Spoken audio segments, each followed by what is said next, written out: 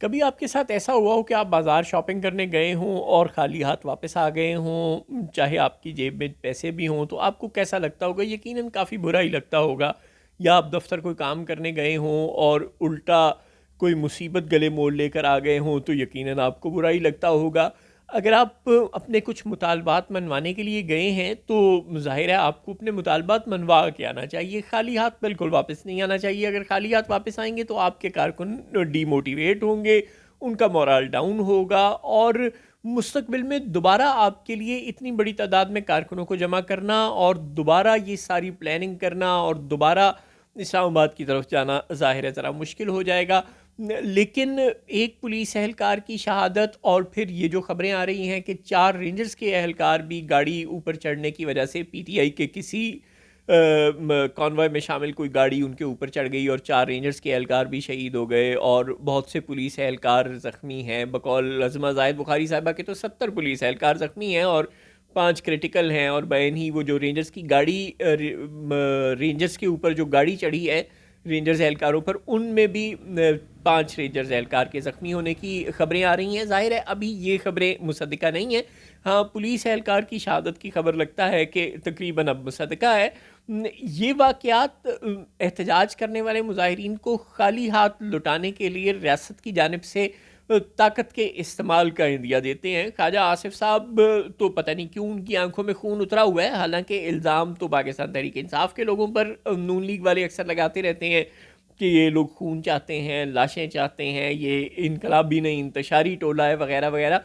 लेकिन ख्वाजा साहब कह रहे हैं कि ताकत के इस्तेमाल के अलावा और कोई चारा नहीं। अब इस शेर में शायर ज़ाहिर है नून लीग को तो नहीं ना बता रहा, शहबाज शरीफ को तो नहीं बता रहा, जिन लोगों के हाथ में कंट्रोल है उनको शायद ख्वाजा साहब ये बता रहे हैं कि ताकत का इस्तेमाल किए बगैर आप पाकिस्तान तहरीक इंसाफ को नहीं रोक सकते। आपस की बात है। बात ख्वाजा साहब की इस तरह से ज़रूर ठीक है कि तहरीक इंसाफ की जितनी बड़ी तादाद अब इस्लामाबाद पहुंच चुकी है, उसको ताकत का इस्तेमाल किए बगैर तो अब रियासत कुचल नहीं सकती।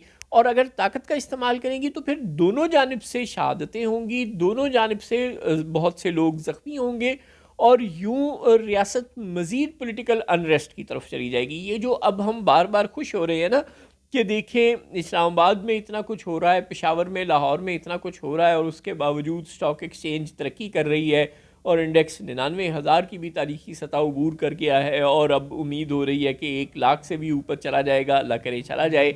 और मुल्क की माशी सूरत हाल और सरमाकारों का एतमाद बहाल है, क्योंकि सरमाकारों को पता है कि चाहे सियासतदान आपस में लड़ते रहें और एक दूसरे को कत्ल भी करते रहें, तो इस्टेब्लिशमेंट मुल्क में कोई इंतशार नहीं आने देगी, इकनॉमिक पॉलिसीज़ में कोई तब्दीली नहीं आने देगी। जनरल आसिम मुनीर ने उन्हें यकीन दिलाया हुआ है ताजरों से मुलाकातों में कि हम आपको जो बिजली के नरखों में कमी, जो शरह सूद में कमी, और जो दीगर आपसे वादे किए हैं, और जो वन विंडो ऑपरेशन टैक्सेस के लिए और जो भी आपसे वादे किए हैं, उनको हम बतदरीज पूरे करते जा रहे हैं और आइंदा भी पूरे करेंगे। और हमने आपको ये यकीन दिलाया हुआ है कि मुल्क में पॉलिसियों का तसलसल और मौजूदा हुकूमत का तसलसल रहेगा, तो हम आपको गारंटी कर रहे हैं कि ऐसा ही रहेगा।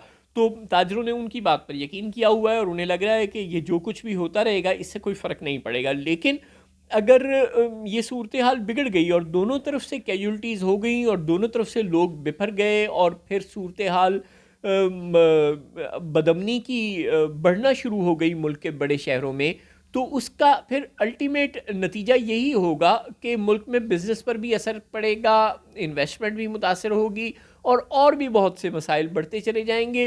तहरीक इंसाफ के लोग भी बहुत से दूसरे ऐसे ग्रुपों की तरह जो बाद में पक्का पक्का हथियारों की जानिब रुजू कर लेते हैं या रियासत से दिल बर्दाश्ता हो जाते हैं, और वो मज़ाकरात की जानिब आते ही नहीं, वो हमेशा तशद्दुद का रास्ता अपना लेते हैं, उस तरफ जा सकते हैं तहरीक इंसाफ के वो कारकुन जो ज़्यादा नुकसान उठाते हैं। बैन ही पुलिस और रेंजर्स के जो जवान शहीद होते हैं, उसके नतीजे में इन फोर्सेस में भी एक शदीद गुस्सा आएगा, और वो भी फिर मज़ीद ताकत का इस्तेमाल इन कारकुनों पे कर सकते हैं। ऐसा नहीं होना चाहिए। ख्वाजा आसिफ साहब जैसे लोग या मोहसिन नकवी जैसे लोग जो ताकत का रास्ता इख्तियार करने की रियासत को तरगीब दे रहे हैं, इनकी हौसला शिक नहीं होनी चाहिए। पाकिस्तान तहरीक इंसाफ में भी अगर बुशरा बीबी के मुतालिक ये खबरें आ रही हैं कि अली मीन गंडापुर और इमरान खान और बैरिस्टर गौर ये चाह रहे हैं कि कहीं परेड ग्राउंड में चले जाएं, या कोई मज़ाकरात के लिए हुकूमत को और अपोजिशन को मिल बैठने का कुछ वक्त दिया जाए, और फ़िलहाल रेड ज़ोन की जानिब ना जाया जाए, लेकिन बुशरा बीबी कहती हैं कि नहीं, हर सूरत हमने डी चौक ही पहुँचना है, और बावजूद इसके कि उनके शौहर चाह रहे हैं कि ज़रा ठहर के चला जाए। अगर वो भी ये चाह रही हैं तो ऐसा भी नहीं होना चाहिए। दोनों जानिब से जो भी लोग ये चाह रहे हैं कि कोई इंतहा पसंद किस्म के इक़दामात उठाए जाए, उनकी बिल्कुल हौसला शिकनी करनी चाहिए। दोनों जानिब के लोगों को अपने अंदर मौजूद ऐसे लोगों की हौसला शिकनी करनी चाहिए और उन्हें ठंडा करना चाहिए, और इंतशार का रास्ता हरगिज़ नहीं अपनाना चाहिए। ये रियासत के लिए पॉलिटिकल और इकनॉमिक डिस्टेबिलिटी लाएगा, और मुस्तकबिल में ऐसे ग्रोह बन जाएंगे जिनके लिए एक दूसरे के ख़िलाफ़ ग्रजेस होंगे, और वो एक दूसरे के ख़िलाफ़ जब बुग़्ज़ पालेंगे तो उसके नतीजे में वो मज़ीद इंतशार का रास्ता अपनाएंगे। ये बिल्कुल नहीं होना चाहिए। संजानी टूल प्लाज़ा पर जिस तरह तशद्दुद हुआ, तोड़ फोड़ हुआ, ये सब कुछ नहीं होना चाहिए। वरना फजल रहमान जब कहते हैं कि हम भी बार बार आते थे लेकिन एक पत्ता भी नहीं टूटा था, तहरीक इंसाफ के कारकुनों को भी अपने आप को मुश्तिल मिजाज साबित नहीं करना चाहिए। अज़मा ज़ाहिद बुखारी साहबा जब ये इल्ज़ाम लगाती हैं, और मरियम औरंगज़ेब और दीगर लोग जब ये इल्ज़ाम लगाते हैं कि ये लोग तशद्दुद कर रहे हैं, 9 मई 2 चाहते हैं, तो ऐसे लोगों को आपको अपने अमल से पुरअमन रहकर ये साबित करना है कि आप ये सब कुछ नहीं चाहते, आप इंतशार और तशद्दुद नहीं चाहते, आप पीसफुल प्रोटेस्टर्स हैं, अपने मुतालबात मंजूर करवा कर वापस जाना चाहते हैं, जो कि ज़ाहिर है आपका जमहूरी हक़ है। आप अपने लीडर की रिहाई चाहते हैं, जो कि ज़ाहिर है पोलिटिकली मोटिवेटेड केसेस में एक तवील अरसे से ज़ेरे हिरासत हैं। इसी तरह डॉक्टर यास्मीन राशिद और शाह महमूद कुरैशी और एजाज़ चौधरी और उमर सरफराज चीमा और दीगर बहुत से कारकुनान हैं जो कैद हैं, उनकी रिहाई आप चाहते हैं, ये आपका हक़ है। 26वीं आईनी तरमीम की आप वापसी चाहते हैं, आपका हक़ है। सुप्रीम कोर्ट का मखसूस नशिस्तों का केस आप चाहते हैं कि उस पर अमल दरामद हो, ये आपका हक़ है।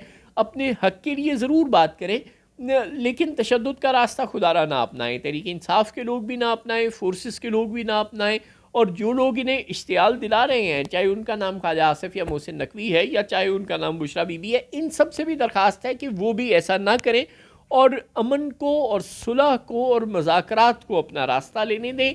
तहम्मुल मिजाजी और बुर्दबारी से काम लें। एक दूसरे के सामने आकर ताकत का मुजाहरा करने, नथने फुलाने की ज़रूरत नहीं है। आप पाकिस्तान इंडिया के बॉर्डर पर नहीं बैठे, आप इस्लामाबाद के बॉर्डर पर बैठे हैं, और इंसानों वाली हरकतें करें, बराए मेहरबानी दुश्मनों वाली हरकतें ना करें।